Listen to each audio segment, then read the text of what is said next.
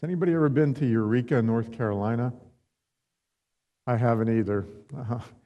But if you go there, there's a historical marker in Eureka, North Carolina that says, nuclear mishap. B-52 transporting 2 nuclear bombs crashed January 1961. Widespread disaster averted. 3 crewmen died 3 miles south. A nuclear mishap, near disaster, in North Carolina, of all places, in 1961. How did that happen? Well, during the Cold War, when the United States and Russia, or USSR, were at odds in a significant way, the U.S.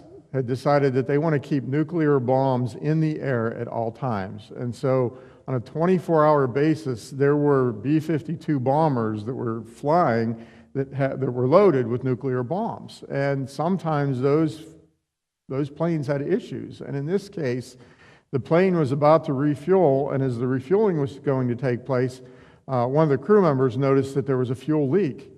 And so they separated the planes, and they began to make adjustments, and before they knew it, the plane was in serious trouble. And so several of the crew members bailed out. 5 of them survived, but the plane went tumbling to the ground. It broke apart, and as it broke apart, its payload of 2 nuclear bombs was released. One of those bombs just fell to the ground into a muddy field and was deeply embedded into the ground and pretty much broke apart harmlessly. It didn't create any significant issues. Part of the bomb is actually still there to this day. The other bomb, though, began to deploy its parachute. It actually deployed its parachute, which is a sign that it was beginning to arm itself. And indeed, it began this process of arming to the point that it was ready to explode. And so the bomb comes gliding towards the ground. The chute tangles in a tree. As it tangles in the tree, the nose of the bomb hits the ground, goes into the dirt a little ways, and it stops. Everything stops. And so a team came in, and they looked at it, and they said, wow, we got off okay there, no big deal. And as they began to investigate further, they realized that 3 out of the 4 arming mechanisms in the bomb had activated.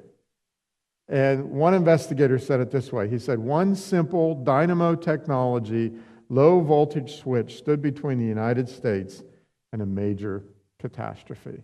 One simple switch. To give some added perspective, each bomb was almost 200 times more powerful than the largest bomb that was dropped on Japan during World War II. 200 times more powerful. Can you imagine the mess that made? Some reports claim that the fireball alone would have been a mile in diameter and reached a temperature of 20 million degrees Fahrenheit. That cars in a nearby town would have had their sheet metal melted as a result of the heat. So this was really a huge deal. And when you think about the sheer power of a nuclear bomb, it's almost overwhelming to imagine it. But there is a power in this world that a nuclear bomb cannot even begin to touch. And that is the power of sin.